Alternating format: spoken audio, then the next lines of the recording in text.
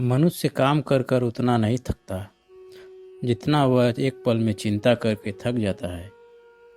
संबंध परमात्मा से अच्छे बना लो तो तुम्हें किसी की ज़रूरत नहीं पड़ेगी। तुम खुद सबकी ज़रूरत बन जाओगे। सलाह देने तो हजारों आते हैं, लेकिन जब साथ देने की बारी आती है तो बस भगवान ही आते हैं। जीतने के बाद तो सारी दुनिया गले लगाती है, क्योंकि जो आज आपके साथ है बिना मतलब के कोई आपकी इज्जत नहीं करेगा। लेकिन खुद को इतना काबिल बनाओ कि लोग बिना मतलब के भी आपकी इज्जत करें।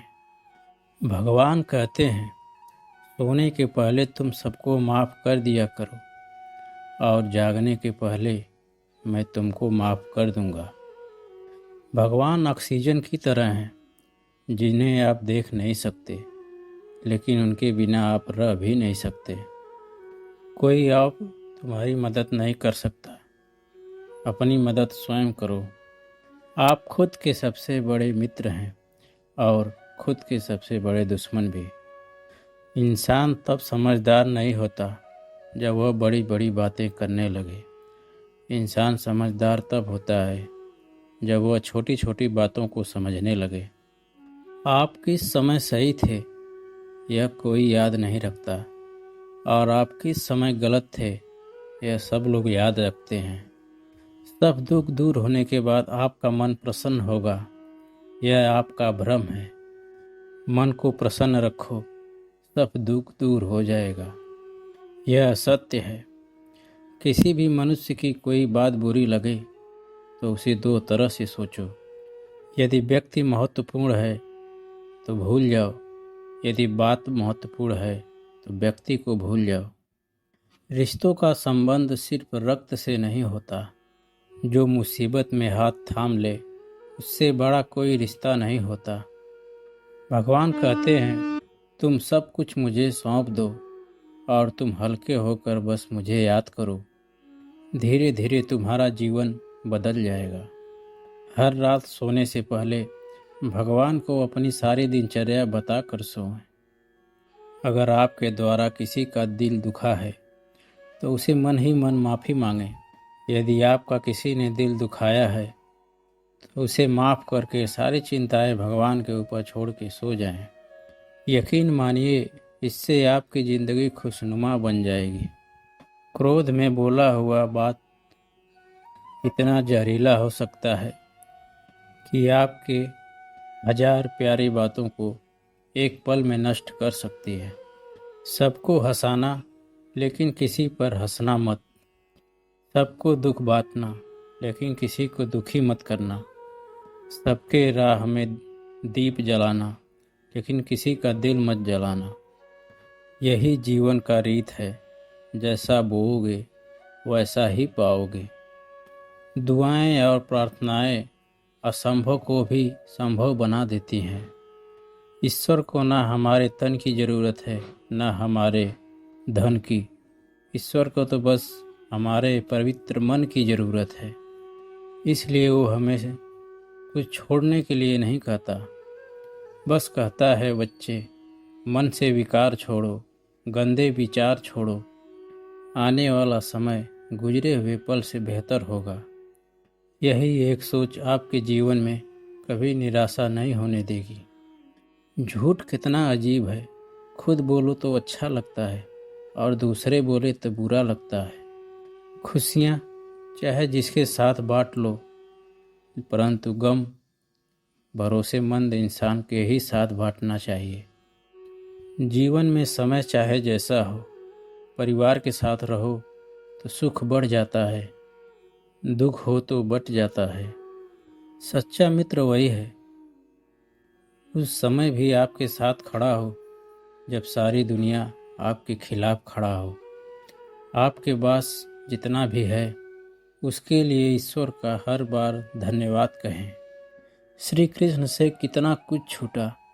पहले माँ छूटी, फिर पिता छूटे, फिर जो नंद किशोर मिले वो भी छूटे, संग साथी छूटे, राधा भी छूटी, गोकुल छूटा, फिर मथुरा छूटा, श्री कृष्ण से जीवन भर कुछ न कुछ छूटता ही रहा। नहीं छूटा वो था देवत्व, मुस्कान और सकारात्मकता। श्री कृष्ण दुखी नहीं, उत्सव के प्रतीक हैं। सब कुछ छूटने पर भी कैसे खुश रहा जा सकता है, यह श्री कृष्ण से अच्छा कोई नहीं सिखा सकता।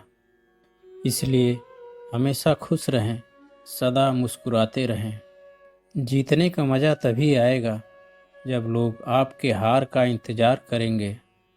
गीता में लिखा है, अगर कोई आपको अच्छा लगता है तो अच्छे वो नहीं हैं, अच्छे आप हैं, क्योंकि उसमें अच्छाई देखने वाली नज़र आपके पास है।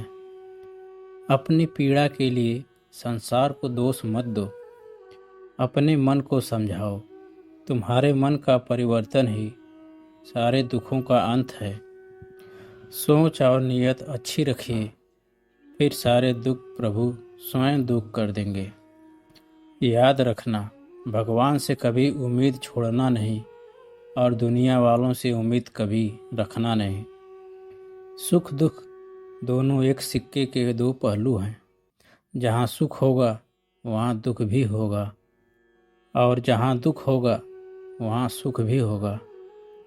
इसलिए सुख दुख के बारे में बिना सोचे अपने जीवन के लक्ष्य को पाने के लिए निरंतर प्रयास करना चाहिए। एक बात याद रखना, किसी के सामने गिड़गिड़ाने से ना मोहब्बत मिलती है ना इज्जत। इसलिए अपने स्वाभिमान को जिंदा रखो। जो आपका होगा खुद ही चलकर आपके पास आएगा। दूसरों को हराने का मौका मत दो, बस खुद को आगे ले जाने की जिद को पाले रखो। कभी हार ना मानने की आदत ही एक दिन जीतने की आदत बन जाती है। सिर्फ दो चीज़ें मनुष्य के भाग्य का निर्माण करती हैं। पहला, स्वभाव। अगर आपके स्वभाव में विनम्रता और गुण है तो आपका भाग्य चमकेगा। अगर आपका स्वभाव क्रोधी है तो आपका भाग्य बिगड़ना निश्चित है। इसलिए अपने स्वभाव को मधुर और आकर्षित बनाइए। और दूसरा, वाणी। बोलना तो इंसान 2.5 साल की उम्र में ही सीख जाता है, परंतु कब कहाँ और कैसे बोलना है यह जिंदगी भर भी नहीं समझ पाता। जिसे ए बोलना आ गया, कब कहाँ और किसे कितना बोलना चाहिए समझ लो, उसे सफल होने के लिए कोई नहीं रोक सकता। पिता से बड़ा कोई सलाहकार नहीं, माँ की क्षमा से बड़ी कोई दुनिया नहीं, भाई से बड़ा कोई भागीदार नहीं, और बहन से बड़ा शुभचिंतक कोई नहीं। इस मतलबी दुनिया से कोई मतलब ना रखो, और मतलब रखना है तो अपने मतलब से मतलब रखो। दुआएं मांगने से किसका भला होता है? होता तो वही है जो हमने बोया होता है।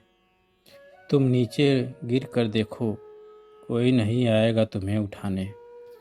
जरा उड़ कर तो देखो, सब आएंगे तुम्हें गिराने। एक बात याद रखना, अगर शराब की दुकान पर बैठकर दूध भी पियोगे तो तुम्हें शराबी का ही दर्जा मिलेगा, और किसी मंदिर में बैठकर पानी भी पियोगे तो तुम्हें एक संत का दर्जा दिया जाएगा। इसलिए आप किसके साथ उठते बैठते हो यह बहुत मायने रखता है। दोस्तों, आशा रखता हूँ कि इस वीडियो से बहुत सारी सीख मिली होगी। मिलते हैं फिर अगले एक नई वीडियो में। तब तक के लिए धन्यवाद।